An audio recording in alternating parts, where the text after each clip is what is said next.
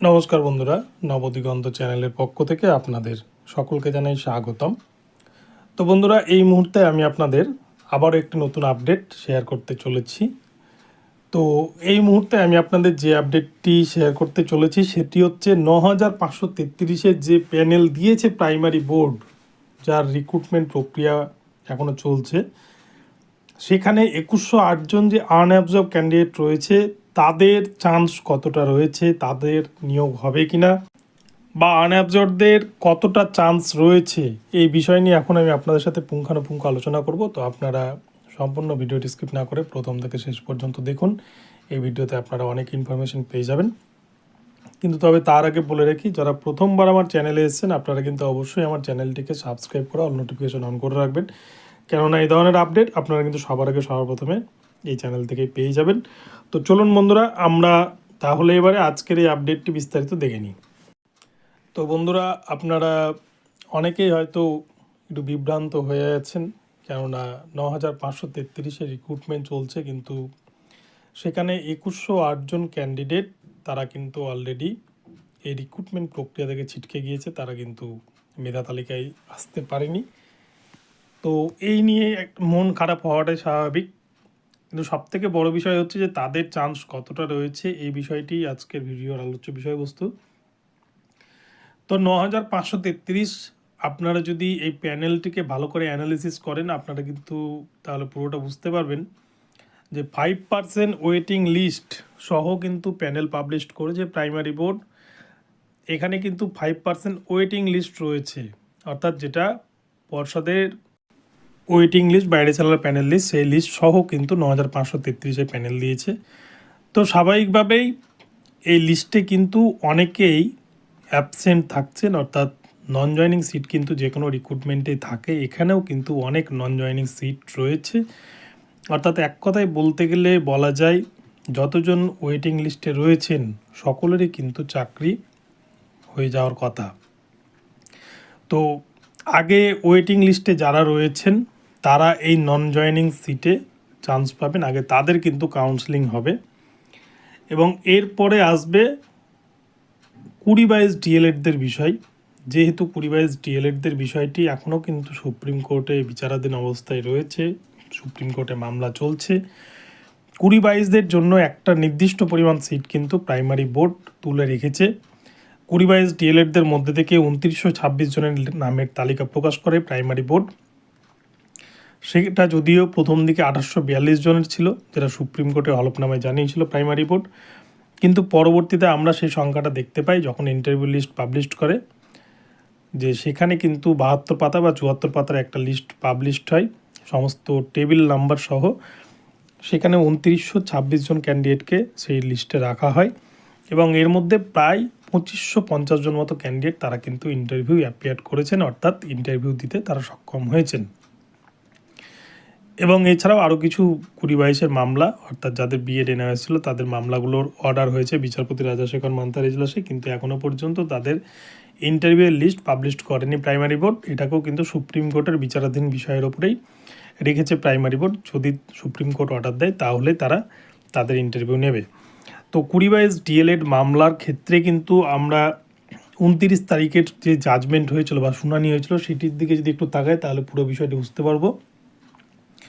পর্ষদের আইনজীবী কিন্তু জানিয়েছিল যে 2108 জন ক্যান্ডিডেট এখানে মেধা তালিকায় জায়গা পাচ্ছে না, তারাও কিন্তু চাকরি পেতে পারে যদি 20-22 ডিএলএডরা এই রিক্রুটমেন্টের যেদিন ফাইনাল জাজমেন্ট হবে, অর্থাৎ 22শে মার্চ তারিখে যে নির্ধারণ করা ছিল, তো সেই ফাইনাল জাজমেন্টে যদি 20-22 ডিএলএড হেরে যায় তাহলে সেই সমস্ত সিট কিন্তু তারা যারা আনঅ্যাবজর্ব ক্যান্ডিডেট আছে তাদের মধ্যে বিলিয়ে দিবে। অর্থাৎ সিট কিছুটাই পর্ষদ রাখবে, কোনোটাই সিট আটকে রাখবে না পর্ষদ, এমনটাই কিন্তু তারা জানিয়েছিল।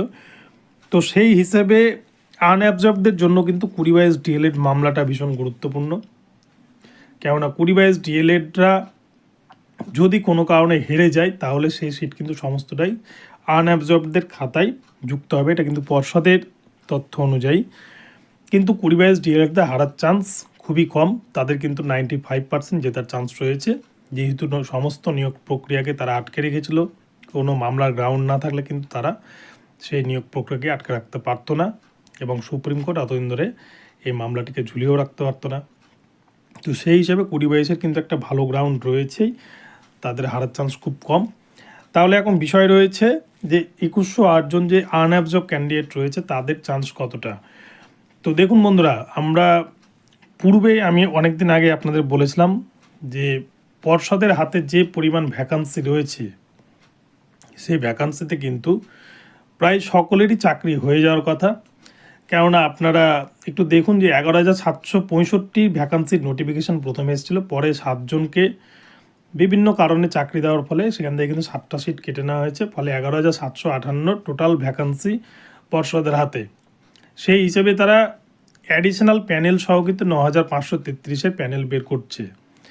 এখানটাতে প্রায় 9,000 মতো কিন্তু বা 9,200 মতো কিন্তু টোটাল সিট বের করেছে, এবং বাকিটা কিন্তু অ্যাডিশনাল।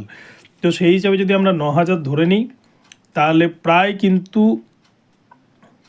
2,500 মতো সিট হাতে থাকে, 2700 মতো সিট হাতে থাকে। সেই হিসেবে ওয়েটিং লিস্টের অনেকে এখানে চাকরি পেয়ে যাচ্ছেন, এবং 2108 জন আছে তাদের মধ্যেও কিন্তু অনেকে এখানে চাকরি পেয়ে যাবেন। কিন্তু পর্ষদ কিছু ক্যাটাগরির সিট তারা কিন্তু বলেছে যে ওই ক্যাটাগরির সিট এখানে কনভার্ট করতে পারবে না, যার জন্য কিন্তু ওই সিটে যোগ্য ক্যান্ডিডেট পাওয়া যায়নি। ফলে এই সিটগুলো সেই মিডিয়ামেই থেকে গিয়েছে। তো সেই সিটগুলো কিন্তু যদি পর্ষদ চায় তাহলে তারা কনভার্ট করলে কিন্তু 2108 জনের মধ্যে অনেক ক্যান্ডিডেটই এখানে চাকরি পেয়ে যেতে পারেন, কিন্তু পর্ষদ সেটা করবে বলে মনে হয় না। তাই 20-22 ডিএলএড মামলাটার উপরেই কিন্তু বেসিক্যালি এই 2108 জনের ভাগ্য নির্ধারণ করছে, এবং ওয়েটিং লিস্টে যারা রয়েছেন তাদের কাউন্সেলিং হয়ে যাওয়ার পর যদি ভ্যাকান্সি ফাঁকা থাকে তখনই কিন্তু 2108 জনের মধ্যে থেকে পর্ষদ হয়তো সেকেন্ড প্যানেল লিস্ট বের করতে পারে, এবং সেখান থেকে যে কটা সিট থাকবে তারা চাইলে কিন্তু সেখান থেকে নিয়োগ দিতে পারে। কিন্তু পর্ষদ কতটা এটা করবে এটা নিয়েও কিন্তু একটা সন্দেহ রয়েছে, কেননা পর্ষদ কিন্তু সবসময় চাই যাতে নিয়োগ কম দিতে হয় সরকারকে বাঁচাতে, কেননা নিয়োগ হলেই কিন্তু সরকারকে বেতন দিতে হবে, তাই এদিকটাও পর্ষদ ভাবে। তো যাই হোক, এখন 2108 জনের চান্স এখনও পর্যন্ত রয়েছে, এই কথাই বলবো, এখনও কিন্তু আশা ছেড়ে দেবেন না। আপনারা 20-22 ডিএলএডে নিয়োগ না হওয়া পর্যন্ত আপনাদের কিন্তু সম্পূর্ণ চান্স রয়েছে, এবং 20-22-এর ডিএলএডের মামলা 4 তারিখে যে উঠছে সেটার ওপরেই কিন্তু আপনাদের অনেকটাই নির্ভর করছে। তো দেখা যাক কি হয়। তো বন্ধুরা, এখন এই পর্যন্ত রইল আপডেটটি, আপনাদের জন্য আপডেটটি শেয়ার করলাম। ভিডিওটি ভালো লাগলে চ্যানেলটিকে সাবস্ক্রাইব করবেন, ভিডিওতে লাইক শেয়ার কমেন্ট করবেন, আর প্রতি মুহূর্তে ধরনের আপডেট পেতে অবশ্যই চ্যানেলটিকে ফলো করতে থাকুন। ধন্যবাদ।